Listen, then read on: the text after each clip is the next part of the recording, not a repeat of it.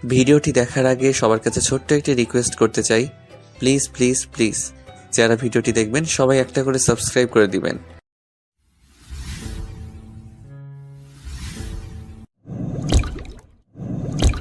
আমাকে এত বছরের স্বপ্ন দেখিয়ে আপনি বিয়ে করে ফেললেন। আপনার আমাকে একটিবারের জন্য মনে পড়ল না সাফাত ভাই? 2 বছরের ভালোবাসা সব মিথ্যে ছিল। বলতে বলতে নিখিলার চোখ থেকে টুপ করে দুফোঁটা অশ্রু গড়িয়ে পড়ল। বুকের কোথাও জানি মনে হচ্ছে কলিজাটা কেউ যেন ছিনিয়ে নিয়ে যাচ্ছে। কেমনি পারলো মানুষটা এমন করতে? কিভাবে পারলেন কবুল বলতে? বলতে বলতে কান্নাটা যেন দলা ফাঁকিয়ে বেরিয়ে আসতে চাইলো। নিহিলার কান্না আজকে রাখতে পারল না, ডুকরে কেঁদে উঠে মেঝেতে বসে পড়ল। রেহেনা বেগম মেয়ের এমন পাগলামি দেখে দৌড়ে এসে মেয়েকে জড়িয়ে ধরতেই নিহিলা মাকে জড়িয়ে ধরে সাফাতের দিকে আঙ্গুল তাক করলো। মা, সাফাত ভাই আমার বিশ্বাস ভেঙেছে। উনি তো এতটাও খারাপ না। মা, আমার সাথেই কেন এমন হয় বলতে পারো? আমার কাছের মানুষরাই কেন আমার জীবন থেকে হারিয়ে যায়? আমি কি এতটাই অভাগা? নিহিলার কথা শুনে সাফাত মাথা তুলে তাকালো। অপরাধ বোধে তাকে ঘিরে ধরেছে। মেয়েটার কান্না সে সহ্য করতে কেন পারছে না? সে তো ভালোবাসেনি, শুধুই নাটক করেছিল। তবু আজ কেন এত খারাপ লাগছে? নিহিলার দিকে বেশিক্ষণ তাকিয়ে থাকতে পারল না সে, মাথা নিচু করে ফেলল।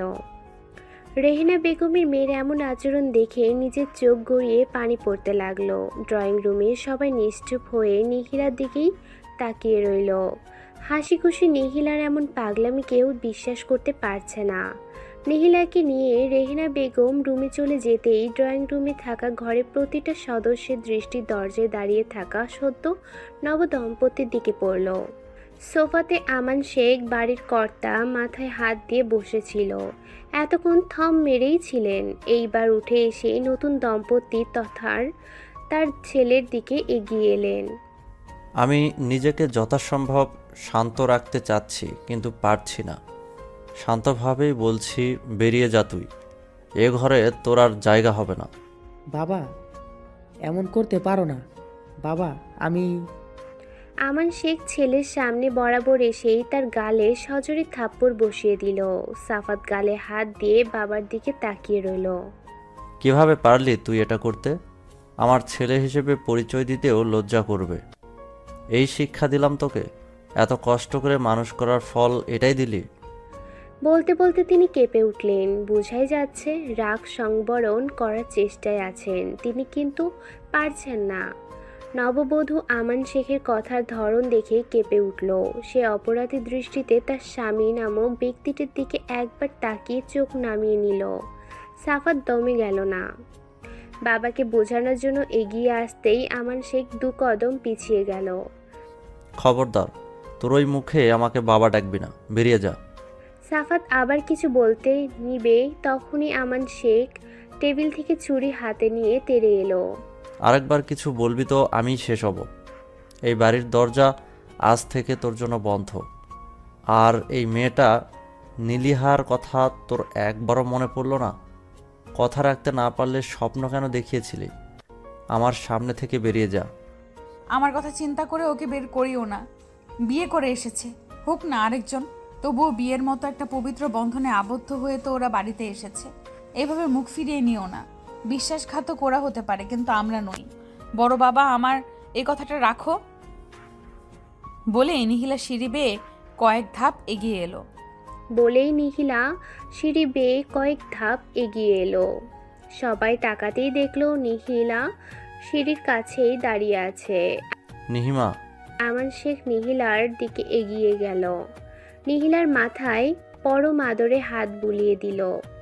যদি পারিস এই বাবাটাকে মাফ করে দিস। ছোটবেলা থেকে তুই আমার চোখের মণি। কিন্তু দেখ, সবচেয়ে প্রিয় মেয়ে হয়েও তোরাই আমি কষ্ট থেকে আগলে রাখতে পারিনি। দেখবি তুই অনেক সুখী হবি মা। আর কোনো অসৎ মানুষের ছায়া যেন তোর জীবনে না পড়ে। শেষ কথাটা আমান শেখ নিজের ছেলেকে ইঙ্গিত করে বলল। নিহিলার চোখ মুছে মলিন হাসল। তাই যেন হয়। বলেই আবারও সিঁড়ি বেয়ে উঠে গেল। রুমে গিয়েই নিহিলা দরজা বন্ধ করার আওয়াজ সবার কানে ভেসে এলো, কিন্তু আমান শেখের আদেশে কেউ এগিয়ে গেল না। মেয়েটা একটু বোকা থাকুক, মেয়েটি একটু একা থাকুক, নিজের কষ্টগুলো কমাক। আমান শেখ, সাফাত আর মিলির দিকে এগিয়ে এলো। বাকি সবাই চুপ, কারণ এই বাড়িতে আমান শেখ যা বলবে তাই হবে। কিন্তু তা বলে এটা না যে সাফাতের কার্যকলাপে সবাই রাজি। এই মেয়ে, তোমার লজ্জা নেই? কেমনে পেরেছো এই অসভ্য কাজটা করতে? আমার ছেলে না হয় অসভ্য, তুমি কিভাবে পারলে নিজের পরিবার ছাড়া এভাবে বিয়ে করতে? পরিবারের কি হবে সেটা একবারও ভাবলে না? বলেই তিনি সাফাতের দিকে তাকালেন। শুধুমাত্র নীলিহার জন্যই তোদের এই বাড়িতে জায়গা হয়েছে, মনে রাখবি। আজকের পর থেকে তুই আমার কাছ থেকে আর কোনো সাহায্য পাবি না। বাবা, অদ্ভুত না? যার বিশ্বাস ভঙ্গ করেছিলে সেই তোমাদের থাকার জায়গা করে দিল। আমান শেখ আর ছেলের জবাবের আশা না করে চলে যেতে নিতেই স্ত্রী আমেনা বেগমের উদ্দেশ্যে বলে উঠল, নিহিলাকে কিছুক্ষণ পরে গিয়ে কিছু খাইয়ে দিও। আমি আর খাবো না, ডাকিও না। আমান শেখ দ্রুত প্রস্থান করতেই আমেনা বেগম এগিয়ে এলেন। এই জীবনে কোনোদিন তোর বিপরীতে যায়নি।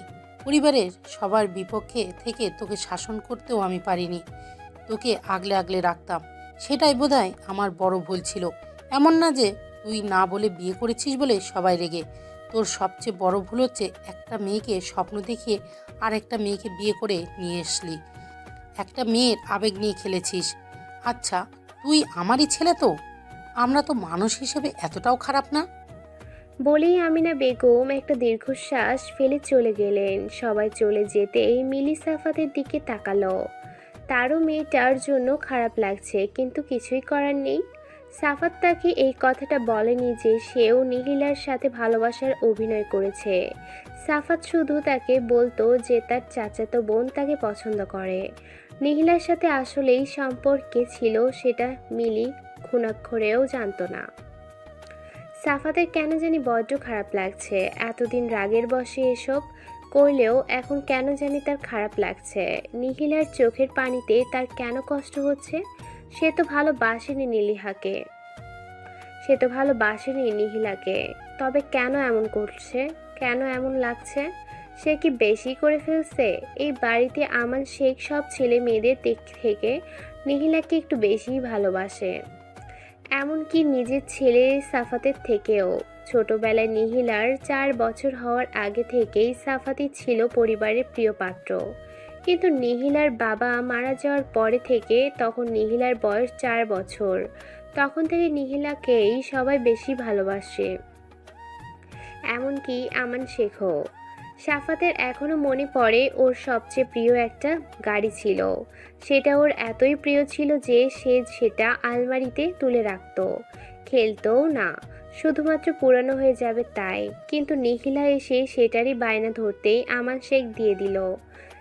দাদা থাকাকালীনও নিহিলার সবচেয়ে প্রিয় মুখ ছিল, সেগুলো সাফাতের পছন্দ হতো না। কিন্তু আজ কেন খারাপ লাগছে সাফাতের? তারও কি মায়া জন্মে গিয়েছিল? নিহিলা রুমে এসে মেঝেতে হাঁটু মুড়ে বসে কান্নায় ভেঙে পড়ল। তার সাথে কেন এমনটা হয়? কতই না স্বপ্ন দেখিয়েছিল মানুষটা, তবে এসব কি কিছুই না? একটা মানুষ এতগুলো দিন কিভাবে ঠকাতে পারে? আচ্ছা, সাফাত ভাই কি তাকে একটুও ভালোবাসতো না? অন্তত এতগুলো দিনে একটুও কি মায়া বসেনি? কেমনে পারলো মানুষটা? নিহিলা চোখ মুছে ফেললো। আর কাঁদবে না সে। কেন কাঁদবে সেই মানুষটার জন্য যে তাকে এত নির্মমভাবে ঠকিয়েছে? তার জন্য কেন মনকে নরম করবে? তার শক্ত হওয়া উচিত। ভেঙে যাওয়া থেকে মানুষ ভালোভাবে উঠে দাঁড়াতে পারে, সেও পারবে। কিন্তু পরক্ষণে ভাবলো প্রতিটা মুহূর্তে মানুষটার মুখোমুখি হলে সে কি ভালোভাবে থাকতে পারবে? যে স্বপ্নটা তাকে দেখিয়েছিল সে স্বপ্নটা অন্যজনের সাথে পূরণ করতে দেখে সে নিজেকে কি ঠিক রাখতে পারবে? মুখে যতই বলুক সে তো পারবে না, ভেতরে ভেতরে শেষ হয়ে যাবে। অন্তত মানুষটার মুখোমুখি না হলেই আস্তে আস্তে ভুলতে পারবে। কিন্তু এক বাড়িতে কিভাবে কয়দিন এভাবে রুম বন্দি হয়ে থাকতে পারবে? কিভাবে সহ্য করবে? কি করা উচিত তার? তুমি আমাকে নিহিলার ব্যাপারে এত কিছু তো বলনি, নিজের দোষ লুকিয়ে শুধু মেয়েটার কথাই বলেছিলে। রুমে ঢুকেই মিলি কথাগুলো সাফাতের উদ্দেশ্যে বলে উঠল। উফ মিলি, এখন আবার তুমিও এসব শুরু করিও না তো। এমনিতে অনেক ধকল গেছে, এইবার একটু শান্ত হতে দাও আমায়। ও এতক্ষণ নিচে দাঁড়িয়ে সব শুনছিলে আর এখন আমি বলাতে তোমার শান্ত হওয়া দরকার, তাই না? আমার মাথা খারাপ করিও না। বলেই সাফাত বেলকনিতে চলে গেল আর মিলি খাটে বসে পড়ল। সাফাতকে বিয়ে করেছিল একটু শান্তির জন্য, আর সেখানে হয়ে গেল হিতে বিপরীত। এই বাসায় থাকলে তো তার মাথা মিনিটে মিনিটে গরম হবে, তবু প্রথমে মন জয় করার চেষ্টা তো করা লাগবেই, তারপরে না হয় অন্য ব্যবস্থা নেওয়া যাবে। এমনিতেও পরিবারের সবার ব্যবহারে সাফাতের বিপরীতে চলে গিয়েছে সবাই, তাই মিলিও তার মনে যাই আসে তাই করবে। নিহিলা ব্যালকনির মেঝেতে হাঁটু মুড়ে বসে রইল। প্রতিদিনকার মতো আজকেরও আকাশ তেমন একটা সুন্দর না, চাঁদও স্পষ্ট না। চারদিকে চাঁদের আলোয় একটু আলোকিত হলেই কিছু সময় পরে পরে এক গুচ্ছ মেঘপুঞ্জ এসে চাঁদকে ঘিরে নিয়ে আবারও চারদিক অন্ধকারে ঢেকে দিচ্ছে। ক্ষণে ক্ষণে হালকা হালকা বাতাস এগিয়ে আসছে। রাতের আধারে হালকা বাতাস, ওই যে সামনের ওই বিল্ডিংয়ের আলোগুলো আস্তে আস্তে নিভে যাচ্ছে। কারো ঘরের আলো আগে নিভছে আর কারো ঘরের পরে। এরই মাঝে আস্তে আস্তে সব আলো নিভে গেল। নিহিলা উকি দিয়ে পাশের ব্যালকনিটার দিকে তাকালো। ভিতরে আলো জ্বলছে, হয়তো ঘুমায়নি। এতদিন সাফাত ভাইয়ের সাথে এই ব্যালকনিতে বসে বসে গল্প করত, স্বপ্ন বুনেছিল ওই ব্যালকনিটা একদিন তার সংসারের অংশ হবে। আচ্ছা, সাফাত ভাইয়ের কি একটুও মনে নেই? সেই ভাবনা মনে আসতেই নিহিলা নিজের উত্তরই বের করে নিল। মনে থাকবেই বা কেন? উনি তো মনে থাকার জন্য করেনি, নিহিলাকে নিয়ে শুধুই খেলেছিল। এত এত সময় সব মিথ্যা ছিল। নিহিলা দৃষ্টি ফিরিয়ে নিল। রাস্তায় শোরগোল ধীরে ধীরে মিলিয়ে যাচ্ছে। আজকের আগে থেকে এভাবে সব কিছু পর্যবেক্ষণ করা হয়নি, তা ভেবেই নিহিলা চাঁদের দিকে তাকিয়ে হাসল। চাঁদটাও ঠিক তারই মতো। আচ্ছা, পাশের রুম এত সময় আলো কেন জ্বলছে? এখনো গল্প করছে? ভাবতেই নিহিলা নিজের বোকামি দিকে হাসল। তারা যাই করুক, ওর কি? ওর তো কিছু যায় আসে না, কিন্তু আসলেই কি তাই? সে তো সহ্য করতে পারছে না। প্রতিটা মুহূর্তে তাদের ছায়া এভাবে পড়লে সে তো এগিয়ে যেতে পারবে না। পর মুহূর্তে কি যেন মনে পড়তেই সে দ্রুত রুম থেকে মোবাইল নিয়ে আসলো। মোবাইলের তড়িঘড়ি করে কিছু একটা দেখে খুশি হয়ে গেল। তার একটা স্বপ্ন যে বাকি আছে। এতদিন সাফাত ভাইয়ের সাথে সম্পর্ক ছিল বিধায় ইচ্ছেটা নিজের মনের মধ্যেই পোষণ করে রেখেছিল, কিন্তু এখন তো সে মুক্ত। এখন শুধু বড় বাবাকে বলার পালা। সকালে উঠে মিলি রান্নাঘরে প্রবেশ করলো। এই বাড়িতে তাকে খুব কথা শুনতে হবে, সেই মানসিকতা নিয়েই সে রুম থেকে বেরিয়েছে। এই বাড়িতে নয়, সেটা যে কোনো বাড়িতেই এমন ঘটনা ঘটলে এমন পরিস্থিতি হবেই। মিলি নিজেকে যথাসম্ভব শান্ত করে রান্নাঘরে প্রবেশ করলো। রান্নাঘরে আমিনা বেগম আর রেহেনা বেগম একসাথেই নাস্তা বানাচ্ছেন। ওনাদের কথার মাঝে মিলিকে তারা খেয়াল করলো না। মিলি অস্বস্তিতে কিছু বলতে না পেরে দাঁড়িয়ে রইল। তুমি এখানে কি করছো? সাফাতের ছোট বোন রিহি রান্নাঘরের দরজায় মিলিকে দাঁড়িয়ে থাকতে দেখে কথাটা বলে উঠতেই আমিনা বেগম আর রেহেনা বেগম দুজনেই মিলির দিকে তাকালো। মিলির অস্বস্তি আরো বেশি বেড়ে গেল। মিলির অস্বস্তি আরো বেশি করে ঘিরে ধরেছে। সে হাসার চেষ্টা করে বলে উঠল, আসলে ভাবলাম মা আর চাচিকে একটু কাজে সাহায্য করি, তাই আসলাম। রিহি মিলির কথার জবাব দিবে তার আগেই আমিনা বেগম মিলির উদ্দেশ্যে থমথমে গলায় বলে উঠল, এত ভালো বউ হওয়ার অভিনয় করতে হবে না। নিজের পরিবারের কথাটাও ভাবলে না। সেই মেয়ে কেমন বউ হবে সেটা ভালোভাবেই বুঝতে পারছি। শাশুড়ির কথায় মিলি চুপসে গেল। মিলির মুখের দিকে তাকিয়ে আমিনা বেগম নিজেকে শান্ত করলেন। এসেছো যখন তোমাদের নাস্তাগুলো নিয়ে যাও। কিছুক্ষণের মধ্যেই সাফাতের বাবা নাস্তা করতে আসবেন। উনি নাস্তা শেষ করে অনেকক্ষণ পত্রিকা পড়বেন। ততক্ষণ তোমরা উপোস থাকতে পারবে না। ওনার সামনে পড়ার দরকার নেই, একেবারে নাস্তা নিয়ে রুমে চলে যাও। উনি বের হয়ে গেলেই রুম থেকে বের হয়েও। বলে রেহেনা বেগমের দিকে তাকিয়ে বলে উঠল, রেহেনা, ওকে নাস্তার প্লেটগুলো দিয়ে দে, সাফাতের বাবা চলে আসবে। জি আপা। বলে রেহেনা বেগম নাস্তার দুটো প্লেট মিলির হাতে ধরিয়ে দিতে মিলি প্লেটগুলোর দিকে তাকালো। তার আত্মসম্মানে লাগছে কথাগুলো, কিন্তু কিছুই করার নেই। কাজ যখন করেছে ফল ভোগ করতেই হবে, সে তো প্রস্তুতি নিয়েই এসেছিল, তবুও এত খারাপ লাগছে কেন? কি হলো?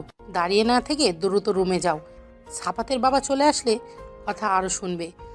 আরও কথা শোনার ইচ্ছা হলে দাঁড়িয়ে থাকো, আমাদের সমস্যা নেই। বলেই আমিনা বেগম কাজে লেগে পড়ল। মিলি প্লেটগুলো নিয়ে উপরে রুমে আসার আগে আরেকটা রুমে চোখ পড়ল। যখন উপরে এসেছে তখনই এই রুমের দরজা বন্ধ ছিল, আর এখনও বোধহয় এটাই নিহিলা মেয়েটার। রুমে প্লেটগুলো নিয়ে ঢোকার আগে মিলি নিজেকে প্রস্তুত করে নিল। সে রুমে ঢুকেই বসে পড়ল। সাফাত সবেমাত্র ওয়াশরুম থেকে বেরিয়ে মুখ মুছছিল। মিলিকে ওইভাবে বসে পড়তে দেখে ব্রু কুঁচকে তাকালো। কি হয়েছে? মিলি চুপ রইল। তার চুপ থাকাতে সাফাত এগিয়ে এলো। এই মিলি, কি হয়েছে? নিচে কেউ কিছু বলেছে তোমাকে? আসলে কথাটা বললে তোমার হয়তো খারাপ লাগবে। মিলির কথা শুনেই সাফাত তাচ্ছিল হাসলো। খারাপ লাগা? আর সে আর কিছু খারাপ লাগার বাকি আছে নাকি, সেটাই ভাবলো সে। বলো।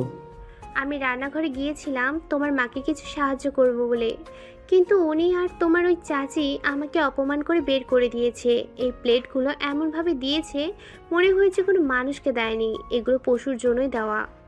মিলির কথা শুনেই সাফাত বেরিয়ে যেতে গেলে মিলি পথ আটকে দিল। এখন তুমি গিয়ে কিছু বললে আবার কথা উঠবে, আর কয়েকদিন সময় নাও তুমি। আমান শেখ চা শেষ করেই নিহিলা এসেছে কিনা জিজ্ঞেস করে আজ উপরে চলে গেল। এই প্রথম তিনি চা শেষ করে পত্রিকা না পড়েই চলে গিয়েছে। ওনাকে উপরে নিহিলার রুমের দিকে যেতে দেখে আমিনা বেগম ছোট যা রেহেনা বেগমের দিকে তাকালো। উনি তো নিহিলা রিহির রুমে কোনোদিনও যায়নি। নিহিলার রিহি বসেই ছিল। মূলত রিহি নিহিলাকে এটা ওটা বলে হাসাচ্ছে। ওদের সামনে ভিডিওতে কেউ একজনও চেষ্টা করছে নিহিলার মন ভালো করতে। নিহিলাও ওদের কথায় সায় জানাচ্ছে। তখনই রুমের বাইরে থেকে দরজার ঠোকা পড়ল। নিহিলার রিহি অপরের দিকে তাকালো। তাদের রুমে আসলে কেউ তো ঠোকা দেয় না, কিন্তু পরবর্তীতে আসবো কথাটি শুনতেই তারা দুজনেই দাঁড়িয়ে পড়ল। বড় বাবা, তাও বা এই রুমে কেমনে সম্ভব, সেটাই ভাবছে তারা। রিহিলাও অবাকের চরম পর্যায়ে। নিহিলা ভেতরে আসতে সম্মতি দিতেই আমান শেখ ভেতরে এসে খাটের একপাশে বসলো। নিহিলাকেও বসতে বললেও সে দাঁড়িয়েই রইল। তারা একে অপরের দিকে বারবার তাকাচ্ছে। আমান শেখ আবারও বসতে ইশারা করতেই ওরা বসে পড়ল। তিনি দু মেয়ের মাথায় হাত বুলিয়ে দিল। দেখতে দেখতে কত বড় হয়ে গেল আমার পরি দুটো, ভাবতেই পারছি না। নিহিলা রিহি দুজনেই আজকে অবাকের পরে অবাক হচ্ছে। তারা চোখ তুলে বটগাছ নামক ছায়াটির দিকে তাকালো। ওনার চোখ দেখে নিহিলা বুঝতে পারল ওনাকে অপরাধ বোধে ঘিরে ধরেছে। তিনি যে এই মেয়ে দুটোকে কতটা ভালোবাসে তা ওনার চোখ দেখলেই যে কেউ বলে দিতে পারবে। কিন্তু ছোটবেলা থেকে ব্যবসার দিকে মন দিতে গিয়ে একটা দূরত্ব সৃষ্টি হয়েছে। সেই বাধার কারণে দেয়াল তৈরি হয়েছে, যে দেয়ালটি টপকিয়ে মেয়েদের কাছে আসতে পারেন না। তোমার কোনো ইচ্ছা আছে মা? নিহিলার পর মুহূর্তে বিষয়টি মনে পড়তেই সে তাকাতেই আমান শেখ তার ভাষা বুঝে নিল। আজ রাতের ডিনার একসাথেই করব, তখন বলিও, তোমার সব ইচ্ছে পূরণ করব। বলেই তিনি উঠে চলে যেতে নিতেই নিহিলার ডাকে থেমে গেল। সে এক দুঃসাহসের কাজ করে বসলো। গিয়ে আমান শেখকে জড়িয়ে ধরতেই রিহিও দৌড়ে বাবার কাছে এগিয়ে গেল। রিহিলার মনে হচ্ছে এত এই বটগাছ নামক মানুষটির সাথে ভয়ের দেয়ালটা ভেঙে গিয়েছে। এত শান্তির জায়গা। আমান শেখ প্রথমে কিছু সময় স্তব্ধ ছিল, পর মুহূর্তে নিজেকে সামলে মেয়ে দুটোকে দুহাতে আগলে নিল। অবশেষে তাদের সম্পর্কের এই সংকোচ কাটল হয়তো। দরজা ধাক্কানোর শব্দে নিহিলার ঘুমের ব্যাঘাত ঘটতেই সে বিরক্তিতে চোখ মুখ কুঁচকে নিল। চোখ খুলতেই নিজেকে ব্যালকনির মেঝেতে আবিষ্কার করলো। তাড়াতাড়ি মোবাইল হাতে নিতেই দেখলো দুপুর 2টা বাজে। সকালে বড় বাবা বের হতেই সে বেলকনিতে নিজের ফুল গাছগুলোর পাশে এসে বসেছিল। আজ নতুন 2টা গোলাপ ফুটেছে, একটা কাঠগোলাপের কলি এসেছে, পাশেই নয়নতারাগুলো ঝাঁকে ঝাঁকে ফুটে আছে। গোলাপ গাছটা তাকে সাফাত ভাই দিয়েছিল। ভেবেছিল ভালোবেসে দিয়েছে হয়তো, তাই নিহিলা আজ অনেকগুলো দিন ধরে যত্ন করে যাচ্ছিল। এতগুলো দিন পরে আজ ফুল ফুটলো, কিন্তু তার কেন জানি তেমন খুশি লাগছে না। তবু নিজের মনকে ভোলানোর জন্য দেয়ালে মাথা হেলিয়ে ফুলগুলো ছুঁয়ে ছুঁয়ে স্মৃতিস্মরণ করতে করতে কখন যে চোখগুলো লেগে এসেছে বুঝে উঠতে পারেনি। দ্বিতীয়বার দরজা ধাক্কানোর শব্দে নিহিলা নিজেকে পরিপাটি করে রুমে এগিয়ে আসলো। দরজা খুলতেই মাকে দেখে নিহিলা ফিরে গেল। আসো মা। কই ছিলিস? দিন দুপুরে দরজা বন্ধ করে আছিস কেন? ও একটু ঘুমিয়েছিলাম। বলে নিহিলা আলমারির দিকে এগিয়ে গেল। তুই তো এই সময় কোনোদিনও ঘুমাস না। রেহেনা বেগম সন্দেহসূচক চাহনি দিয়ে কথাটা জিজ্ঞেস করতেই নিজের পরমুহূর্তে কি যেন একটা ভেবে খাটের দিকে এগিয়ে গেল। মায়ের কথা শুনে নিহিলা নিজেও ভাবল, তার তো এই সময় ঘুমানোর অভ্যেস কোনো কালেই ছিল না। দুপুর সময় বাড়ির সবাই রেস্ট করলেও সে শুধু ঘুরঘুর করত। তার ধারণা অনুযায়ী ঘুম হচ্ছে শুধুই রাতের জন্য, দিনের বেলা কিসের ঘুম? অথচ আজ নিজেই এমন সময় ঘুমালো। এখন তো প্রায় যায় মা, তুমি হয়তো রান্নায় ব্যস্ত থাকো তাই জানো না। জানো এখন ঘুমটাও অনেক ভারী হয়ে গেছে। এই যে তুমি একবার ডাকলে শুনতেই পেলাম না। রেহেনা বেগম মেয়ের দিকে তাকালো। তার ছোট বাচ্চা মেয়েটাও কত কথা লুকানোতে শিখে গেছে। রেহেনা বেগম মেয়ের দিকে তাকালো। তার ছোট বাচ্চা মেয়েটাও কথা লুকাতে শিখে গেছে। সে যাতে আর কোনো প্রশ্ন না করে তাই কি সুন্দর করে কথা ঘোরাচ্ছে। অথচ তিনি জানেন নিহিলা অনেক নরম স্বভাবের মেয়ে। ছোটবেলা থেকে কিছু না হতেই কেঁদে কেটে পুরো বাড়ি মাথায় তুলতো। স্কুলে সামান্য কেউ বকা দিলেও সহ্য করতে পারতো না। আর এখন এত বড় বড় ঘটনার পরেও কাউকে কিচ্ছুটি না বলে মনের ভিতর বিশাল বড় পাথর চাপা দিয়ে কি নিঃসংকোচে কথা ঘুরাচ্ছে, যেন সব স্বাভাবিক। অথচ মেয়েটা ভেতরে ভেতর শেষ হয়ে যাচ্ছে। সেটা রেহেনা বেগম নিজেও বুঝতে পারছেন, কিন্তু কিছুই করতে পারছেন না। তিনি মেয়ের বিছানার দিকে তাকিয়ে একটা মলিন শ্বাস ফেললেন। তার এই মেয়েটা ছোট থেকে অনেক গোছানো স্বভাবের। কোনোদিন উঠে তার বিছানা গোছাতে হয়নি। নিহিলাই গুছিয়ে ফেলতো ওঠার সাথে সাথে।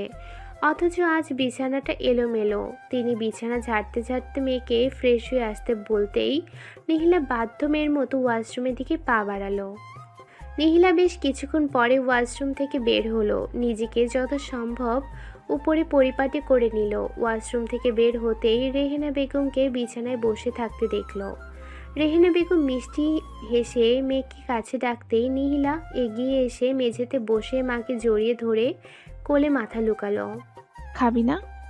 এই পৃথিবীতে সত্যিকারের বন্ধু হলো মা, যার কাছে মন খুলে কাঁদা যায়, যার কাছে কোনো কিছু বিশ্লেষণ করার আগেই বুঝে নেয়।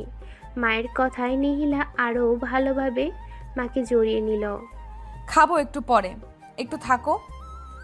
রেহেনা বেগম কিছু না বলে মেয়ের মাথায় পরম আদরে হাত বুলাতে লাগলেন। সে জানে তার এই মেয়ে মন খারাপ হলেই তাকে কাছে চায়, যেমনটা ছোটবেলায় করত। কেউ কিছু বললেই আগে এসে মায়ের কোলে এভাবে মুখ গুজে কান্না করত।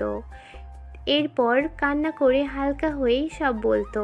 অথচ এইবার এত বড় কষ্ট পেয়েও মেয়ে তার কাছে আসলো না, শুধুমাত্র মা কষ্ট পাবে বলে। সেটা রেহেনা বেগম বুঝতে পেরেছেন। তার মেয়েটা যখন থেকে বুঝতে শিখেছে একটু আধটু, তখন থেকেই মায়ের কাছে এসে আর কষ্টগুলো বলে না, কিন্তু আনন্দগুলো ঠিকই সবার আগে মাকে এসে বলবে। রেহেনা বেগম একটা দীর্ঘশ্বাস ফেললেন। তার মেয়েটা এত বুঝদার। মায়ের কষ্ট হবে ভেবে নিজের কষ্টগুলো আড়ালে ঢেকে রাখে, যাতে তার মা কষ্ট যেন দুঃখ না পায়। মায়ের কষ্ট হবে ভেবে নিজের কষ্টগুলো আড়ালে ঢেকে রাখে, যাতে তার কষ্টে মা যেন দুঃখ না পায়। নিহিলার চোখ বেয়ে অশ্রু নির্গত হলো। কাঁদবে না করেও তার কান্না চলে আসে। সে বুঝতে পারলো এই বাসাতে তার আর থাকা হবে না। এই বাড়িতে থাকলে প্রতি পদে পদে তার অতীতের স্মৃতিগুলো হানা দিবে, যেটা সে সহ্য করতে পারবে না, যেটার ফলে নিজের জীবনকে সে গুছিয়ে তুলতে পারবে না। রেহেনা বেগম মেয়ের চোখের পানি দেখে মেয়ের মুখ তুলে পানিটুকু মুছে দিল। কাঁদে না মা। নিজেকে এমন ভাবে তৈরি করবি যাতে কেউ সহজে কাঁদাতে না পারে। এইটার মাধ্যমেই মনে কর আল্লাহ তোর জন্য ভালো কিছু রেখেছে। শুকরিয়া আদায় করে এই ভেবে যে এমন বদ ছায়া থেকে আল্লাহ তোরে আগে আগে সরিয়ে দিয়েছে, সতর্ক করে দিয়েছে। যেটা হয়েছে ভালোর জন্য হয়েছে। মাঝে মাঝে হোঁচট খাওয়া ভালো। জানি অনেক কষ্টকর, কিন্তু এই হোঁচট খেয়েই মানুষ ভালোভাবে বাঁচতে পারে। যেমনটা এই ঘটনার পরে তুইও মানুষ চিনতে শিখেছিস। ওপরে মানুষ ভালো দেখালেও প্রকৃতপক্ষে ভেতরের মুখোশটা যে ভিন্ন, সেটা তো বুঝতে শিখেছিস। জীবনে চলতে গেলে এমন হাজারো কিছু হবে। কিছু কিছু স্মৃতি মাথা থেকে সরিয়ে দেওয়া উচিত। না হয় জীবনে চলা কঠিন। সামনে যে এখনো তোর সম্পূর্ণ জীবন রয়ে গেছে। আমি জানি আমার মেয়ে সব ভুলে জীবনকে গুছিয়ে নিয়ে সামনে এগিয়ে যেতে পারবে। নিহিলা মাকে আরো গভীর করে জড়িয়ে ধরলো। এই মানুষটা তার মন ভালো করা ওষুধ। এত সুন্দর করে কেমন বোঝাতে পারে। সে চায় তার এই মানুষটা কোনোদিন কষ্ট না পাক, অথচ সেই মানুষটার কপালেই প্রিয় মানুষটা নেই। এমন কেন হয়? মা একটা জিনিস চাইবো, দিবে? আমি যদি তোমার থেকে দূরে গিয়ে থাকতে চাই, দিবে? কি বলছিস? মানে? বলতে বলতে থেমে গেল। কিছু একটা বুঝতে পেরে তার চেহারা মলিন হয়ে গেল। তিনি নিহিলার দিকে তাকাতেই তার কান্নারত চোখ দেখে কিছু বলতে নিতেই নিহিলা থামিয়ে দিল। প্লিজ মা, আজকে বড় বাবাকে এই কথাটাই বলবো। জানি তোমার অনেক কষ্ট হবে। এখানে আমি আমার স্বার্থ চাচ্ছি, কিন্তু দেখো আমি এই বাড়িতে থাকলে তুমিও ভালো থাকবে না। আমি ভালো থাকলে তুমিও ভালো থাকবে। আমার সাথে তুমি অতপ্রতভাবে জড়িয়ে আছো। না, এটা হতে পারে না। দরকার হলে তোর বড় আব্বুকে বলে তোকে নিয়ে আমি অনেক দূর অন্য বাড়িতে উঠবো, তবু তোকে আমি ছাড়বো না। মা, এত বছর বড় বাবা আমাকে দেখেছে, তোমাকে নিজের বোনের মতো করে আগলে রেখেছে। উনি তো আমাদের পর ভাবেনি। তবে তুমি যদি অন্য জায়গায় চলে যাও, ওনারাই বেশি কষ্ট পাবেন। অন্যজনের কষ্টের ফল ওনারা কেন পাবেন? তাহলে হোস্টেলে? হোস্টেলে থাকলে যে কোনো সময় এই বাড়িতে আমার আসতেই হবে, কিন্তু আমি কয়েক বছর একেবারে সব ভুলে নতুনভাবেই শুরু করে আসব। এইরকম আসলে আমার কোনো কষ্ট হবে না। তখন কিন্তু ভুলে গিয়ে আবারও কয়েক মাস পরে পরে যদি আসি, তবে আমি আরও ভেঙে পড়ব। ভালো থাকতে পারবো না মা।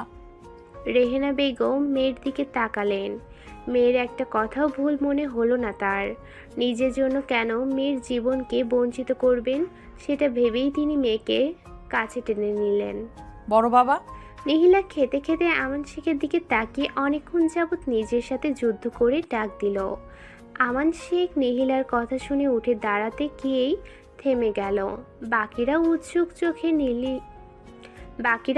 চোখে নিহিলার দিকে তাকিয়ে আছে, কারণ এ বাড়িতে একটা নিয়ম আছে যে খাওয়ার সময় কোনো কথা বলতে নেই। এটা মূলত নিয়ম না, কিন্তু আমান শেখের খাওয়ার সময় কথা বলা পছন্দ না বিধায় সবাই চুপচাপ খাওয়া শেষ করে। একটা টু শব্দও হয় না। তাই তো এতক্ষণ নিহিলা নিজের সাথে যুদ্ধ করে প্লেটের ভাতগুলো নাড়াচাড়া করছে। আর নিহিলা জানে তার কথাটা বলতে হলে এইখানেই বলতে হবে সাহস সঞ্চয় করে, কারণ আমান শেখ খাওয়ার পরপরই রুমে চলে যান। হ্যাঁ বলো। নিহিলা নিজেকে যথাসম্ভব শান্ত রাখার চেষ্টা করলো। কিছু বলতে চাইছো, নির্দ্বিধায় বলে ফেলো। আমি যদি এমন কিছু চাই যেটা তোমাদের পছন্দ না, সেটা কি মেনে নেবা? নিহিলার কথায় আমান শেখ হাসলো। এতক্ষণ গম্ভীর করে কথা বলছি, তাই বলার সাহস পাচ্ছে না তো? এইবার বলো দেখি। আমি বাইরে গিয়ে পড়তে চাই। নিহিলার কথায় বাকিরা স্তব্ধ হয়ে রইল। আমান শেখ বেশ স্বাভাবিক আছেন। মনে হচ্ছে তিনি আগে থেকে জানতেন নিহিলা এমন কোনো সিদ্ধান্ত নিবে। কোথায়? তুমি কি পারবে? বাকিরা আমান শেখের দিকে অবিশ্বাস্য নজরে তাকালো। তারা বিশ্বাস করতে পারছে না যে নিহিলা বলল আর আমান শেখ স্বাভাবিকভাবে রাজিও হয়ে যাচ্ছেন। আমি স্কলারশিপ পেলেই যাব, আর আমার মনে হচ্ছে আমি পাবো। এতে খরচও অনেক বেঁচে যাবে, আর আমি পারবোই বাবা। কোথায়? তুমি কি পারবে? খরচের কথা চিন্তা করিও না, আমি আছি তো। তুমি আমান শেখের অংশ হয়ে এমন কথা মানায় না। হ্যাঁ, স্কলারশিপ হলে তো ভালোই, না হলেও সমস্যা নেই, তবে তোমার সব কিছু ভাবতে হবে। আবেগের বশে বলিও না মা, ওই অচেনা জায়গায় তোমার কেউ নেই, সেই প্রস্তুতি নিয়েই যাবে, আর সব কিছু সম্পর্কে পুরোপুরি ধারণা নিয়েই যাবে। জি। নিহিলা কথাটা বলবে কি বলবে না ভাবলো। জাপানে তো তার ফুপি আছে, সে ফুপাতো বোন তাসফির সাথে মিলিয়ে সব করছে, তাসফির সব ব্যবস্থা করছে, সেও তার সাথে পড়বে, কিন্তু কথাটা কিভাবে বলবে বুঝতে পারছে না। সাফাত আজকে রুম থেকে বের হলো নিজেকে বেশ শান্ত করে। এই কয়েকদিন রুমেই সব চলছিল, তাদের নিজের আশা বারণ। সাফাত জানে তাকে বেশ কথা শুনতে হবে, তবে সে আজ বাবার পা ছেড়ে উঠবে না। রুম থেকে বের হতেই নিহিলার রুমের দিকে দৃষ্টি পড়ল, দরজা বন্ধ। সাফাতের কেন জানি বুকের ভিতর মোচড় দিয়ে উঠল। মেয়েটাকে আজ 4 দিন যাবৎ চোখের দেখাও দেখতে পারেনি। নিচে নামতেই আমানশিক পত্রিকা পড়ছিলেন, এমন সময় সাফাত সামনে গিয়ে ডাকতেই তিনি চোখ ফিরিয়ে আমিনা বেগমের দিকে তাকালেন। আমেনা, এ ছেলেকে আমার সামনে থেকে যেতে বলো। বাবা প্লিজ এমন। সাফাতকে বাকি কথাটুকু বলতে না দিয়ে আমানশিক সোফা ছেড়ে পত্রিকা ছুঁড়ে উঠে চলে যাওয়ার জন্য পা বাড়াতেই সাফাত গিয়ে বাবার পা জড়িয়ে ধরে বসে পড়ল। বাবা তুমি যতক্ষণ না মাফ করবে আমি তোমার পা ছাড়বো না। একটা ভুল করে ফেলেছি, মাফ চাইছি আমি। সাফাতের কথা শুনে আমানশিক পা ছাড়িয়ে নিতে চাইলেও পারল না। সাফাত আরো জোরে বাবার পা জড়িয়ে নিল। তোমার মনে হচ্ছে এটা ছোট ভুল? কই, এ কয়দিন রুমের ভেতর বউ নিয়ে তো ভালোই ছিলে, কি দরকার পড়েছে তোমার? বাবা তুমি যা বলবে তাই করব। তোমার এত কঠোরতা মেনে নিতে পারছি না আমি। যা বলবো তাই? হ্যাঁ। তবে বেশ, আজ রাতেই তুমি ঢাকার উদ্দেশ্যে রওনা দেবে, ওখানের ব্যবসাটা তুমি দেখবে। সাফাত যেন হাতে চাঁদ পাওয়ার মতো খুশি হলো, অবশেষে তার উদ্দেশ্য সফল। সে তো এত সব মিলির কথা অনুসারে করছিল, না হয় বাবার পাকে ধরে, শুধুমাত্র সম্পত্তির জন্য। কারণ সেদিনই বাবা বলে দিয়েছিল সাফাত এ ঘরের কিছুই পাবে না। সেই কথার রেশ ধরে মিলি এতক্ষণ ধরে বুঝিয়েছিল, এভাবে রুমে বসে থাকলে কাজের কাজ কিছুই হবে না, এতে ওরা আরও পরিবারের চোখে খারাপ হবে। সাফাত তৃপ্তির হাসল। যাক, অবশেষে সব মিটল বলে সাফাত দ্রুত পায়ে রুমে উদ্দেশ্যে পা বাড়াতে নিতেই আমান শেখের ডাকে থেমে গেল। উপরে কই যাচ্ছ? আমি তো কাজ বুঝিয়ে দেইনি।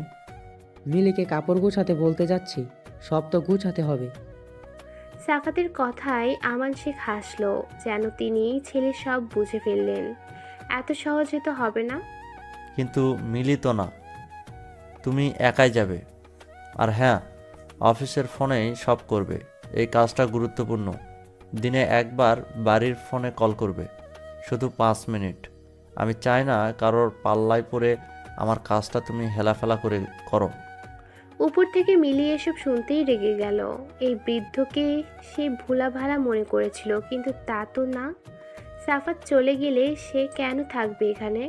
বেশ কিছু সময় পরে সাফাত রুমে এসে খাটে বসতে মিলি এগিয়ে আসলো। তোমার বাবা কি বলেছে? কি বলেছে? সব তো শুনতেই পেয়েছো, আবার জিজ্ঞেস করছো কেন? শুনতে পেয়েছি মানে? সাফাত মিলির দিকে তাকিয়ে তাচ্ছিল্য হাসলো। মানে তুমি নিজের কাছ থেকেই জিজ্ঞেস করো, আড়ালে দাঁড়িয়ে কথা সবগুলোই তো শুনেছো। মিলি একটু নরম হলো। আমাকে না নিয়ে কেন যাবে? বাবা কি বলেছে শুনেছো তো? এমনিও এই ঘটনা করে সবার চোখে অপরাধী হয়ে গিয়েছি, এখন এই সুযোগটা হাতছাড়া করতে চাই না। হাতছাড়া করতে চাও না মানে? আমাকে না নিয়ে কোথাও যেতে পারবে না তুমি। সাফাত মিলির দিকে তাকালো। তুমি কি চাইছো বলো তো?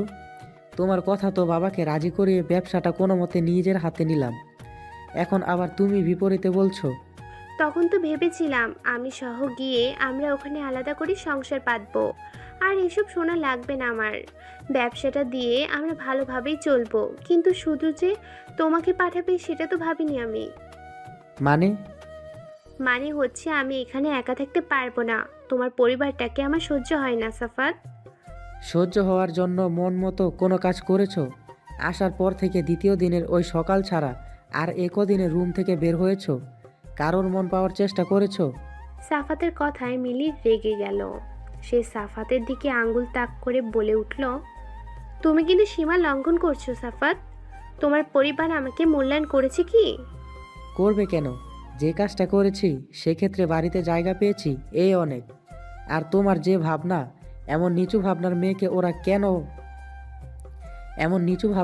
ওরা কেন যেচে পড়ে মূল্যায়ন করতে আসবে? সাফাত, তুমি কিন্তু আমাকে রীতিমতো অপমান করছো। সাফাত তাচ্ছিল্য হাসলো। তুমি চেয়েছিলে আমি পরিবার থেকে আলাদা হয়ে যাই, তাই তো? সাফাতের কথায় মিলি আমতা আমতা করে বলে উঠল, না সেটা কেন চাইবো, তুমি ভুল বুঝছো আমায়। মিলির কথায় সাফাত আর জবাব দিল না। সে কাপড় নিয়ে হনহনিয়ে ওয়াশরুমে চলে গেল। সে যেন বিয়ের আগের মিলি আর এই মিলির সাথে মিলাতে পারছে না। মিলি নিজের পরিবার ছেড়ে এসেও কোনো মন খারাপ বা অনুশোচনা নেই। সাফাতের তখন ভালোবাসার উপরে আর কিছু মাথায় আসেনি। বিধায় তার মনে হয়েছিল মিলি যেটা করছে সে ঠিক করেছে। এমন পালিয়ে বিয়ে, তবুও নিজেকে মানিয়ে নেওয়ার চেষ্টা না করে আলাদা সংসার পাতার ভাবনা নিয়ে এসেছে। তাও বা বিয়ের 4 দিনের মাথায়। এখনো সপ্তাহ পেরোয়নি। সাফাতে নিজেকে নিজের অসহায় লাগলো। নিহিলার সাথে অন্যায়টা না করলেও পারত। সে কি মানুষ চিনতে বড়সড় ভুল করে ফেললো? নিজের ভবিষ্যৎ নিজেই কি শেষ করলো? কি হবে পরবর্তীতে? এর মধ্যে 3 দিন কেটে গেল। নিহিলা রুম থেকে কোনো কাজ ছাড়া বের হয়নি। আজ বের হয়েছে। শুনেছি সাফাত ঢাকায় যাবে আজ। 1 মাস পরে ফিরে আসবে। সেদিন সে যদি কাজটা ভালোভাবে মনোযোগ দিয়ে করতে পারে তবে বড় বাবা তার প্রতি সিদ্ধান্ত নেবেন।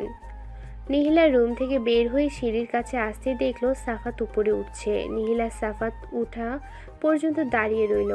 সাফাতের দৃষ্টি আজ অনেক দিন পরে নিহিলার দিকে।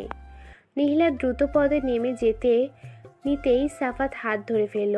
নিহিলা হাতের দিকে একবার তাকিয়ে রাগী চোখে সাফাতকে শাসালো। হাত ছাড়ুন সাফাত ভাই।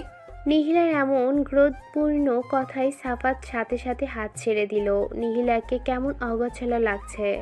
অথচ এই মেয়েটাই এই বাড়িতে ছোটবেলা থেকে গোছানো স্বভাবের। সব সময় বাড়ি মাতিয়ে রাখতো, অথচ এই প্রথম বাড়িটা এত নির্জীব লাগছে। সাফাতের অপরাধ বোধে জেগে উঠল। তার জন্যই কি সবকিছু এলোমেলো হয়ে গিয়েছে? কেমন আছিস তুই? ভালোই আছি। আমাকে কি ক্ষমা করা যায় না নিহু? আর আমার নাম নিহু নয়, নিহিলা। আর কিছু মনেও রাখিনি, ক্ষমার প্রশ্নেই আসে না। সাফাতের কণ্ঠ অসহায় শোনালো। তার এমন কণ্ঠে নিহিলা শক্ত থাকতে পারছে না। ভেতরে ভেতর কোথাও জানি রক্তক্ষরণ হচ্ছে। বলে সে নিচে নেমে গেল। সাফাত ওখানেই ঠায় দাঁড়িয়ে রইল। এই মেয়েটিকে দেখে তার এমন কেন লাগছে? মনে হচ্ছে সে হীরা চিনতে ভুল করে ফেলেছে। সে যদি এই দিন এমন হবে জানতো তবে কোনোদিন মিলির রাখা ফাঁদে পা দিত না। তবে সে কি নিহিলার সাথে অন্যায়ের ফল পাচ্ছে? সাফাত বেরিয়ে যাওয়ার সময় মিলি তার নিজের মতো করে মোবাইল চালাচ্ছিল। একবার ফিরেও তাকালো না। মিলির এমন ভাব দেখে সাফাতও আর আদিক্ষেতা করে ডাকলো না। সে কাপড় ব্যাগ নিয়ে নিজের মতো করে রুম থেকে বেরিয়ে গেল। মিলি সাফাতের এমন অবজ্ঞা আচরণ দেখে রেগে গেল। সে বসা থেকে উঠে দাঁড়িয়ে খাটের মাঝে মোবাইলটা ছুঁড়ে মারল। সাফাত তাকে একবারও বলল না। সে ভেবেছিল যাওয়ার শেষ সময় মিলির এমন ব্যবহার পেয়ে সাফাত অনুশোচনায় ভুগে তার কাছে এসে মাফ চাইবে। মিলি যা বলবে সাফাত তা করবে। তবুও মিলি যেন ক্ষমা করে দেয় সেটাই বলবে। তারপর মিলি ক্ষমার পরিবর্তে শর্ত দিবে যে এই কাজে যেভাবেই হোক মিলিকে যেন নিয়ে যায়। তারপর সাফাত আমান শেখের কাছে গিয়ে বাবার বিরুদ্ধে গিয়ে অনেক জোরাজোরি করে মিলিকে সহ নিয়ে যাবে। কিন্তু কিছুই হলো না। সাফাত উল্টো তার রাগও ভাঙানোর চেষ্টা করল না। মিলির এখন নিজেকে নিজেরই বোকা মনে হচ্ছে। কেন সকালে রাগের মাথায় ওইসব বলে দিতে গেল? সকালে যদি ওইভাবে এসব না বলতো তাহলে এখন পরিস্থিতিটা এমন হতো না। মিলির এখন কান্না পাচ্ছে। সে এখানে একা কিভাবে থাকবে? সাফাত বাবা মায়ের রুমে গিয়ে বাবাকে বলে বেরিয়ে পড়ল। নিহিলা ব্যালকনিতেই দাঁড়িয়েছিল। সাফাত নিচে গাড়ির পিছনে ব্যাগ ঢোকাতে এসে উপরে চোখ যেতেই দেখলো নিহিলা তাকিয়ে আছে। নিহিলা মূলত সাফাত বেরোবে সেই ভাবনা ভেবেই বেলকনিতে দাঁড়িয়েছিল। কিসের টানে দাঁড়িয়েছিল সে জানে না, কিন্তু তার মনে হলো একটিবার গিয়ে দেখি মানুষটাকে। এই মানুষটা আবার যখন ফিরবে তখন হয়তো নিহিলা বহু দূরে চলে যাবে, আর দেখা হবে না। আজকেই সাফাত ভাইয়ের স্মৃতির সাথে এটাই ওর শেষ দেখা। প্রতিবার সাফাত ভাই যখনই বাইরে এভাবে ব্যবসার জন্য যেত, ততবারই নিহিলা মেইন দরজা অবধি এগিয়ে দিয়ে দৌড়ে রুমে এসে এভাবে বেলকনি দিয়ে বিদায় জানাতো। আজও তার ইচ্ছে হলো, কিন্তু সব ইচ্ছে কি আর পূরণ হয়? সাফাত নিহিলার দিকে তাকিয়ে হাসার চেষ্টা করলো, অথচ এখন তার স্ত্রী এভাবে তাকে বিদায় দেওয়ার কথা ছিল, কিন্তু সে করল না তো। অথচ সাফাত যাকে অবজ্ঞা করেছে সেই দাঁড়িয়েছে। সাফাতের অন্যবারের কথাগুলো মনে পড়ে গেল। প্রতিবার এভাবেই নিহিলা বেলকুনিতে দাঁড়িয়ে হাসি মুখ করে বলতো, নিজের খেয়াল রাখবেন সাফাত ভাই, আমার জন্য আসার সময় কিছু নিয়ে আসবেন, খালি হাতে ঢুকতে দিব না। এতদিন অপেক্ষার ফল হিসেবে নিশ্চয়ই কোনো উপহার আনবেন, খাবার ঠিক মতো খাবেন। সাফাত হাসলো, এখন এসব অতীত। মেয়েটা আর এভাবে কোনোদিন বলবে না। কেন নিজের দোষে এমন রত্নকে সে হারিয়ে ফেলল? অথচ এই বিয়ে দিয়েই তার চেয়ে মুক্তি পেতে চেয়েছিল সাফাত। তবে বিয়ে করেও কেন শান্তি পাচ্ছে না? কেন মেয়েটার মায়া ভুলতে পারছে না সে? সাফাত নিজের ভাবনা দেখেই তাচ্ছিল হাসলো। সে ভাবনা থেকে বেরিয়ে উপরে আবার তাকাতে দেখলো নিহিলা নেই। সে রুমের ভিতরে চলে গিয়েছে। সাফাতের খারাপ লাগলো। এই প্রথম মেয়েটি এত চুপ ছিল। এমনভাবে তো নিহিলাকে মানায় না। মন থেকে একটা চিৎকার ভেসে এলো, যেন সাফাতকে বলছে, এসব কিছুর জন্য তুই নিজেই দায়ী সাফাত। একটা হাসি খুশি চঞ্চল মেয়েকে কেমন নির্জীব বানিয়ে দিয়েছিস, এর ফল উপরওয়ালা তোকে দিবে। কথাটা ভাবনাতে আসতেই তার নিজেকে নিজে আফসোসে ঘিরে ধরলো। নিজের প্রতি ঘৃণা জন্মাতে শুরু করলো। এতটা খারাপ কিভাবে হলো সে? সাফাত গাড়ি ছেড়ে দিতেই নিহিলা রুম থেকে বেরিয়ে এলো। সাফাতের গাড়িটা যতক্ষণ মিলিয়ে যায়নি ততক্ষণ তাকিয়েই রইল। আগের বাড়ির কথাটা বারবার মনে পড়ছে। কেন এমন হলো? কেন এমন লাগছে তার? জীবনের একটা পর্যায়ে এসে ভালোভাবে উপলব্ধি করা যায় কারোর উপর অতিরিক্ত আশা রাখা উচিত না। যে মানুষটা তত বেশি আশা রাখে সে মানুষটা তত বেশি কষ্ট পায়। বেশিরভাগ মানুষ সব থেকে বেশি আশাহত হয় তার প্রিয় মানুষটার কাছ থেকে, কারণ সবাই প্রিয় মানুষটার উপরেই বেশি আশা রাখে। মনে মনে তারা যা ভেবে রাখে তার বিপরীতটাই পেয়ে থাকে, এতে কষ্টও বেশি পায়। প্রিয় মানুষটার উপর আশা রাখা দোষের কিছু না, আশা রাখা স্বাভাবিক, কিন্তু অতিরিক্ত আশা রাখা দোষের।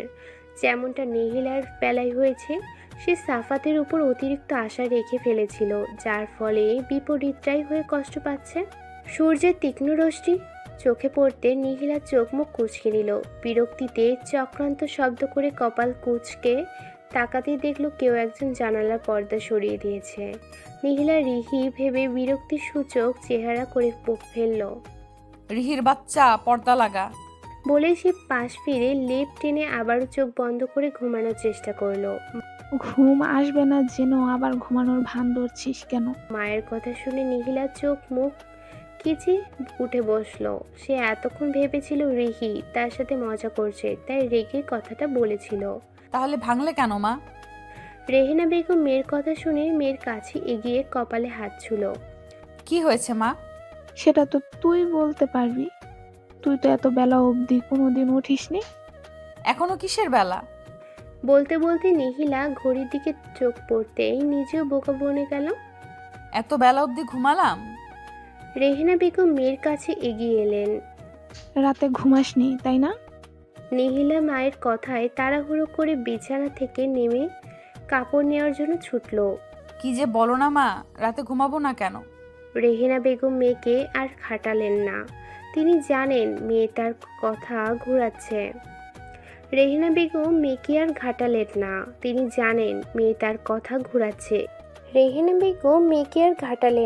তিনি জানেন মেয়ে তার কথা ঘুরাচ্ছে। কিন্তু এই কথাটা লম্বা করতে তারও ইচ্ছে হলো না, তাই আর কিছু জিজ্ঞেস করলেন না। তার মাঝে মাঝে খারাপ লাগে, বুকটা খালি খালি লাগে নিহিলার জন্য। তার কি মেয়ে কি হয়ে গিয়েছে সেটা ভেবে খারাপ লাগাটা কাজ করে। তার মেয়ের দিকে ধ্যান দেওয়া উচিত ছিল। নিজেকে ব্যর্থ মা হিসেবে মনে হচ্ছে।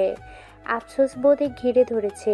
আগে যদি মেয়ের খবরাখবর নিত তবে আজ পরিস্থিতিটা এতটা বাজে হতো না। সময় চলে যায় নিজস্ব গতিতে। সেটাই হোক, যেটাই হোক না কেন, সময় কারোর জন্য থেমে থাকে না, নিজের মতোই বহমান। নীলার যাওয়ার সব কিছুই ঠিকঠাক। দেখতে দেখতে যাওয়ার সময়টাও ঘনিয়ে এসেছে। এই তো আজকের রাতটাই তার শেষ রাত। শেষ রাত বলতে আজকে সাফাত ভাইয়ের সব কিছুর শেষ। বোধহয় পরের বার যখন আসবে তখন এই স্মৃতিটা নিয়ে নিজের উপরেই হাসাহাসি করবে নীলা। দিনগুলো খুব তাড়াতাড়ি যেন চলে গিয়েছে। সাফাতের অনুপস্থিতিতে নীলা যাওয়ার আগে দিনগুলো নিজের বাড়িতেই ভালোভাবে কাটাতে পারল। কিন্তু আসলেই কি ভালোভাবে কাটিয়েছে? রাত হলেই সব তিক্ত স্মৃতি হানা দেয়। এ কদিন ঘুমটাও পরিপূর্ণ হয়নি। যে নীলা সকাল হতেই ঘুম থেকে জেগে উঠত, সেই নীলা এখন বেলা পর্যন্ত শুয়ে থাকে। গোছানো স্বভাবটা যেন হুট করেই পাল্টে গিয়েছে। সব কিছু এলোমেলো হয়ে গিয়েছে। রাত হলেই রুমের স্মৃতি থেকে বেরোতে ব্যালকনিতে গেলে আরও বেশি কান্না পায়। গভীর রাত নেমে এসেছি, চারিদিকে খুটখুটে অন্ধকার। নীলার চোখে আজ ঘুম নেই। এতদিনেও ঘুমাতে পেরেছিল তা না, কিন্তু আজকেরটা ভিন্ন।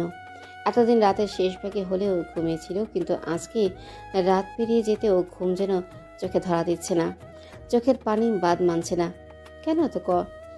কেন এত চোখের পানি আসছে সে বুঝছে না। সে তো কিছু মনে করছে না, তবে কেন এত খারাপ লাগছে? নীলাও আর চোখের পানি মুছল না। সে আজ কাঁদবে, খুব করে কাঁদবে। ব্যালকনিতে গিয়ে প্রিয় দোলনাতে হারান দিয়ে বসে আছে। আস্তে আস্তে ভোর হতে শুরু করেছে, কিন্তু নীলার হেলদোল নেই। চোখের পানি শুকিয়ে গিয়েছে, বোধহয় চোখও ক্লান্ত। নীলা হাসল। আজকেই শেষ। সাফাত ভাইয়ের স্মৃতি এখানে আজকেই শেষবারের মতো মনে হলো। নীলা দূরের ওই হালকা আলোর আকাশটার দিকে দৃষ্টি দিল। এক দৃষ্টিতে তাকিয়ে থাকার কারণেই দৃষ্টি ঝাপসা হয়ে আসছে, তবু সে ফেরালো না। সে আপন মনেই বিড়বিড়িয়ে উঠল, সাফাত ভাই কেন করলেন এমন? খুব কি ক্ষতি হতো? খুব কি ক্ষতি হয়ে যেত যদি আপনি আমাকে সত্যিকারের ভালোবাসতেন? একটু মনেও পড়ছে না আমাকে? আমার সুন্দর জীবনটাকে কেন এত বিশ্রী একটা অতীত হয়ে গেলেন সাফাত ভাই? নিজের মানুষ ভেবেছিলাম আপনাকে। আপনার জন্য পরিবারটাকে ছেড়ে যেতে হচ্ছে, চাইলেও ঘৃণা করতে পারছি না। তবুও মনে প্রাণে দোয়া করি যেটার জন্য আমাকে ছেড়েছেন সেটা যেন পূরণ হয়। আপনি যেন আমার মতো ধোঁকা না খান। একজন শুভাকাঙ্ক্ষী হিসেবে এটাই চাই। দোয়া করি আপনি যেন সুখেই থাকুন। শুধু মাঝখানে পড়ে আমাদের সুন্দর সম্পর্কটা হারিয়ে যাবে। নীলা কাঁদতে কাঁদতে হিচকি উঠে গেল, তবু সে থামল না। এই কান্নায় যেন সাফাত ভাইয়ের জন্য শেষ কান্না হয়, সেটাই মনে প্রাণে চাচ্ছে। আজকের পর থেকে আর কোনো স্মৃতি মনে আনবে না।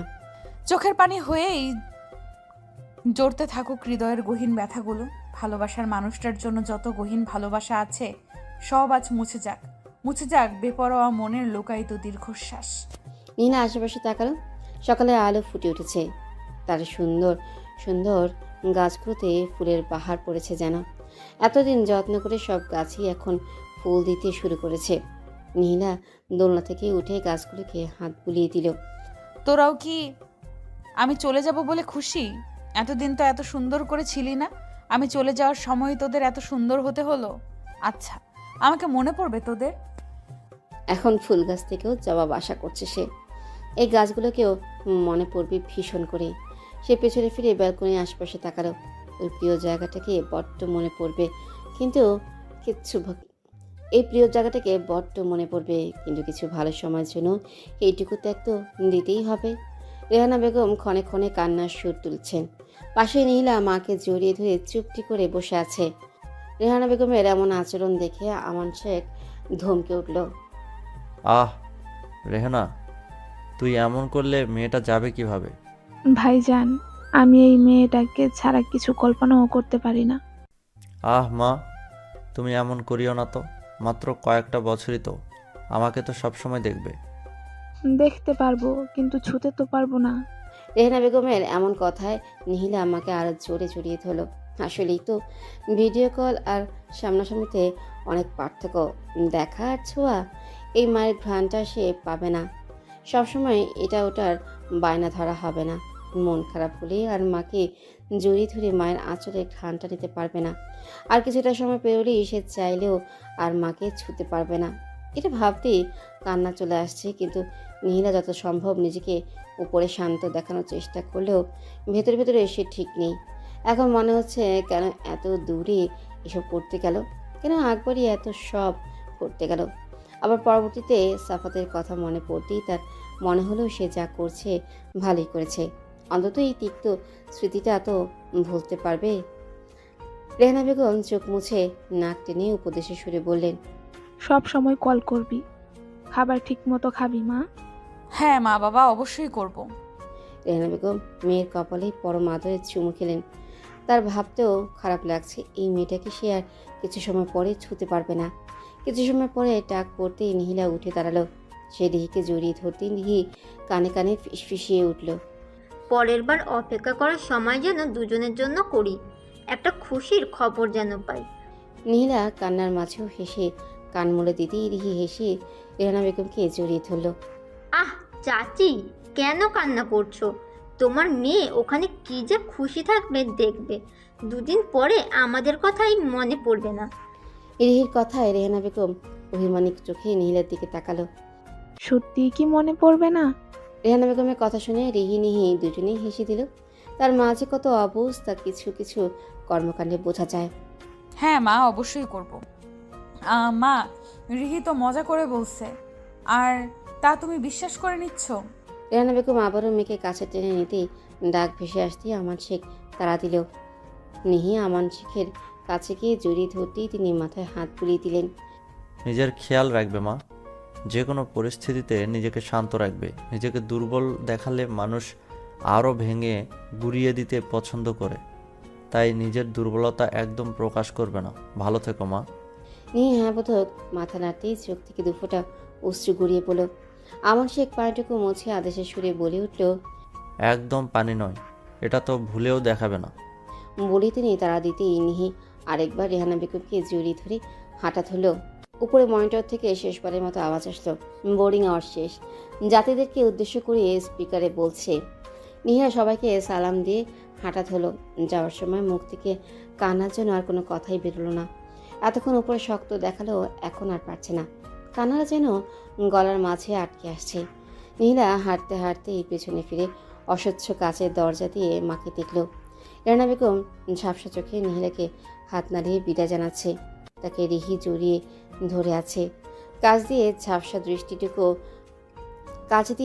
দৃশ্যটুকু নিজের মনের কুঠুরির মাঝে আবদ্ধ করে নিল নিহিলা। যতটুকু পরিবারকে দেখা গেলেও নিহিলা বারবার পেছনে ফিরে তাকিয়ে রইল। শেষবার তাকাতেই দেখলো আমান শেখ পেছনে ফিরে গিয়েছেন। নীলার মনে হলো বড় বাবা কাঁদছে, কিন্তু তিনি কেন কাঁদবেন? তার কথাটা বিশ্বাস করতে ইচ্ছে হলো না। এরপর চোখ মুছে পা বাড়ালো নতুন জীবনের সন্ধানে। প্লেনটা বিশাল ঝাঁকুনি দিয়ে উড়া শুরু করলো। প্লেন যত উপরে উঠছে নিহিলার মনে তত বিষণ্ণতা নেমে আসছে। এই তো পরিবারটাকে ছেড়ে যাচ্ছে, এখন চাইলেও আর মায়ের কাছে ছুটে যেতে পারবে না। তার এখন ইচ্ছে করছে গিয়ে মাকে জড়িয়ে ধরতে, যাতে একটু ভয়টা কমে, কিন্তু তা তো আর সম্ভব না। এতদিন নিজের মনকে সবার সামনে শক্ত করে দেখালেও এখন আর পারছে না। আশ্চর্য, তার এমন কেন লাগছে? তার ইচ্ছে করছে নিচে অপেক্ষারত মানুষদেরকে গিয়ে জড়িয়ে ধরতে। ইচ্ছে করছে দৌড়ে প্লেন থেকে নেমে গিয়ে মানুষগুলোকে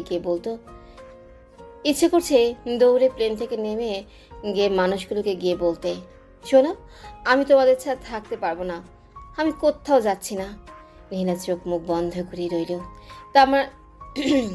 তার এমন অদ্ভুত অদ্ভুত ভাবনা কেন আসছে? যা হচ্ছে তার জন্যই তো হচ্ছে। পাড়ি জমালো এক ভিন দেশে নিহিলা, যেখানে তার একটা ফুপি ছাড়া আর কেউ নেই। তিনিও এখানকার স্থানীয়, তাও ভিডিও কলেই কয়েকবার কথা হয়েছিল। আর এক ভাইকে সে চোখের দেখাও দেখেনি। ফুপির সাথে এবারই প্রথম দেখা হবে। ফুপি পালিয়ে বিয়ে করে এখানে এসেছিল বিধায় আমান শেখের সাথে কোনো যোগাযোগ নেই। শুনেছি ফুপির নাকি 2 ছেলে আরেক মেয়ে। তার কাজিনদের সাথেও তেমন ভাব নেই, শুধু অরিন ছাড়া। প্রথমটা নিহিলা 4 বছরের বড়, ফুলগ্রামেও ছবিও দেখেনি নিহিলা।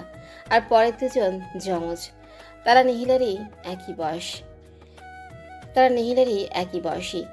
এদের মধ্যে শুধু মেয়েটার মানে অরিনের সাথে কয়েকবার ভিডিও কলে কথা হয়েছিল বিধায় একটু স্বস্তি বোধ হচ্ছে। তা খুব অল্প সময়ে। এখন দেশের বাইরে আসবে বলেছে, তখন থেকে একটু আলাপ হয়েছে অরিনের সাথে, যার ফলে একটু ভাব আছে, কিন্তু কল আর সামনাসামনি অনেক তফাৎ। নীলা ভাবতে বসে গেল, সে কি আদৌ এনাদের সাথে নিজেকে মানিয়ে নিতে পারবে, মিশতে পারবে? আমান শেখ তার বোনের নামও সেই বাড়িতে শুনতে চায় না, তাই নিহিলা আগ বাড়িয়ে বলতে পারল না যে তার ফুপির সাথেই সে থাকবে। নীলা প্লেনের দরজা নীলা প্লেনের জানালা দিয়ে উঁকি দিলেও কিছু দেখা যাচ্ছে না। মায়ের জন্য বড্ড মন পড়ছে। ইরিহি, বড় বাবা, চাচি, এই মানুষগুলোকে আর দেখবে আরো কতদিন পর। সে কি আদৌ পারবে এমন অচেনা একটা জায়গায় নিজেকে মানিয়ে নিতে? কিভাবে থাকবে? আওয়াজ আর ঝাঁকুনি অনুভব হতেই চোখ খুলতেই দেখতে পেল প্লেন ল্যান্ড করেছে। নিহিলা নিজেকে যথাসম্ভব শান্ত করে নিল।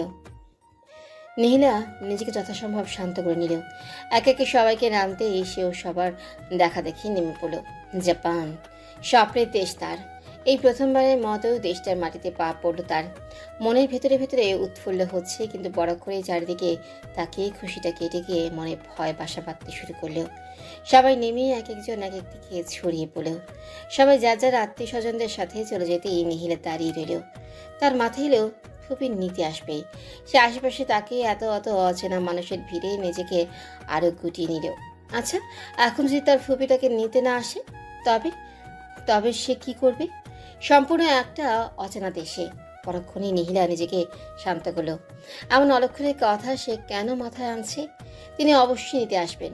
নিহিলা নিজেকে শান্ত করে আরো এগিয়ে গেল। বাইরে প্রায় মানুষ যাত্রীদের উদ্দেশ্যে যার যার আত্মীয় স্বজনদের নাম নিয়ে দাঁড়িয়ে আছে। অনেকে আসার মানুষগুলোকে দেখে হাত নেড়ে হাসি মুখে এগিয়ে যাচ্ছে। এসবের ভিড়ে নিহিলা নিজের জন্য কাউকে ঝুঁকে পড়ল না। আস্তে আস্তে এই জায়গাটা খালি হয়ে যাচ্ছে। তার মনে ভয় বাসা বাঁধতে শুরু করেছে। যদি সত্যি সত্যি কেউ না নিতে আসে, তবে? নিহিলা নিজেকে শান্ত করে একটু এগিয়ে গিয়ে বসে রইল। তার ভীষণ রকম কান্না পাচ্ছে। বেশ কিছুক্ষণ পরেই নিহিলার সামনে একজোড়া পা এসে থামতেই সে উপরে চোখ না তুলেই নিজের ব্যাগটা আর জোরালোভাবে জড়িয়ে ধরল। এখন ইনি যদি তাকে নিরুপায় ভেবে কিডন্যাপ করে ফেলে, এটা অস্বাভাবিক কিছু না। নিহিলা, এম আই রাইট? উক্ত ব্যক্তিটির মুখে নিজের নাম শুনে নিহিলা তাড়াতাড়ি চোখ মুছে নাক টেনে উঠে দাঁড়ালো। উঠেই হ্যাঁ বোধক মাথা নাড়ল। এতক্ষণে তার কলিজায় পানি এলো বলে। হাই, আমি আহান। সম্পর্কে তোমার দুষ্টু কাজিন হব, মানে অরিনের যমজ। ছেলেটির ভাঙা ভাঙা কথা শুনে নিহিলা একটু স্বস্তি বোধ হলো। যাক, সে প্রাণ ফিরে পেল। চলো গাড়িতে উঠা যাক। বলেই সে গাড়িতে উঠতে গিয়ে থেমে গেল। আচ্ছা, তুমি কাঁদছিলে কেন? নিহিলা কি বলবে ভেবেই পেল না। নিহিলার কোনো জবাব না পেয়ে আহান হাসল। আসবো না ভেবেছিলে? রাইট। আহানের কথা শুনে নিহিলা এদিক ওদিক তাকিয়ে কি কথা বলবে ভাবার মাঝে আহান হুট করে মুখভঙ্গি পাল্টে নিহিলার একটু কাছে এগিয়ে আসলো। ধরো যদি এখন আমি তোমাকে বাসায় না নিয়ে গিয়ে অন্য কোথাও নিয়ে চলে যাই। আহানের কথা শুনে নিহিলা মাথা তুলে তাকালো। আহানের মুখভঙ্গি মুহূর্তের মধ্যেই যেন পাল্টে গেল। নিহিলা ভয় পেল। তার ভয়ার্থ চেহারা দেখে আহান হুট করেই জোরে হেসে দিল। মজা করছিলাম। আমি অন্যদের সাথে করলেও তোমার সাথে করব না, যদিও তুমি খুব সুন্দর। বাট আমার আম্মা জান আমাকে বিশ্বাস করে আনতে পাঠিয়েছে, সেই মর্যাদা তো রাখতেই হবে। আর তাছাড়া তুমি তো এখানকার নও, বাঙালি, সো এত বাড়াবাড়ি করবো না। নিহিলা আহানের দিকে তাকালো। ছেলেটাকে তেমন একটা সুবিধার মনে হচ্ছে না। ছেলেটা কি আসলে এত খারাপ? হ্যাঁ, নিহি, তুমি সিরিয়াসলি নিয়েছো। আচ্ছা যাক, উঠে পড়ো গাড়িতে। তোমাকে দিয়ে এসে আমি বেরোবো, আমার কাজ আছে। গাড়ি এসে থামলো এক সুন্দর বাড়ির সামনে। কি সুন্দর বাড়ি! এমন উন্নত দেশে একটা বাঙালি পরিবারের এমন সুন্দর বাড়ি। পরক্ষণেই নিহিলার মনে আসলো বেশ কয়েক বছর ধরে ওনারা এখানে। বোধহয় সেই অনুসারে এমন দেশে আমার একটি বাড়ি অস্বাভাবিক কিছু না। নিহিলা শুনেছে ফুপার তেমন কেউ ছিল না, কিন্তু বাবা দেওয়া সম্পত্তি ছিল কিছু। ফুপিকে বিয়ে করে যখন বড় বাবারা ফুপিকে মেনে নেননি, তখন ফুপি ভেঙে পড়েছিল। ঠিক তখনই তার ফুপা দেশের সম্পত্তি সব বিক্রি করে দিয়ে এখানে চলে এসে সুখের সংসার করেছিল। এসব কিছু নীলাকে তার মা রেহেনা বেগমই বলেছিলেন। তার মা আর বড় মা লুকিয়ে তার ফুপির সাথে যোগাযোগ রেখেছে। এসব কিছুই আজ থেকে অনেক বছর আগের কথা। এত বছরে এমন কয়েকটা বাড়ি করা স্বাভাবিক। নীলা নিজেই নিজের উত্তর বের করে ফেলল। নীলার এত সব ভাবনার মাঝে আহান নীলার ব্যাগগুলো নামিয়ে দিল। তুমি বাসায় যাও, আমার কাজ আছে, এসে অনেক আড্ডা হবে। বাই নিহিলা। বলেই আহান গাড়ি ফিরিয়ে চলে গেল। নীলা আহানের গাড়িটির দিকে তাকিয়ে ভাবলো, একটু ভদ্রতা দেখিয়ে ব্যাগগুলো নিয়েও দিল না। এখানে কি সবাই এমন? কই, নীলারা তো এমন নয়। তবে ছেলেটার মানুষের সাথে মেশার ক্ষমতা আছে বলতে হবে। নীলা একটা দীর্ঘশ্বাস ফেলেই ব্যাগগুলো কোনো মতে টেনে টেনে দরজার সামনে উপস্থিত হলো। দরজা খুলে দিল এক সুন্দরী মধ্যবয়স্ক মহিলা। নীলা শুরুতেই চিনে নিল। বেশ কয়েকবার মায়েদের সাথে ভিডিও কলে কথা বলার সময় নীলা দেখেছে এনাকে। তিনি দরজা খুলে নীলাকে টেনে নিল। আসসালামু আলাইকুম। নীলা নিজেকে গুটিয়ে নিল। এখন ভীষণ অস্বস্তি হচ্ছে। ওয়ালাইকুম আসসালাম মা, আসো আসো। বলতে বলতে তিনি নীলাকে জড়িয়ে নিলেন। আমার বিশ্বাসই হচ্ছে না এখনো, শেষ পর্যন্ত কত বছর পরে নিজের পরিবারের কাউকে কাছে পেলাম। কত বড় হয়ে গেছো, অথচ এত বছর পর কাছে পেলাম। তুমি আমার ভাইয়ের অস্তিত্ব মা, একদম ভাইয়ের মতো হয়েছ। কি মায়াবী, কেমন আছো? নীলা হাসার চেষ্টা করলো। তার ফুপির মতো এমন একজন কাছের মানুষের কাছ থেকে তুমি সম্বোধনটা ভালো লাগছে না। এই তো আলহামদুলিল্লাহ ভালো আছি ফুপি, আমাকে আপনি তুই সম্বোধন করতে পারেন। আচ্ছা ভাইজান কেমন আছেন? রিনা আহমেদ মলিন কণ্ঠে জিজ্ঞাসা করলেন। নীলা তাকালো। সে বুঝতে পারলো মানুষটি অনেক গভীর থেকে কথাটা বলেছে।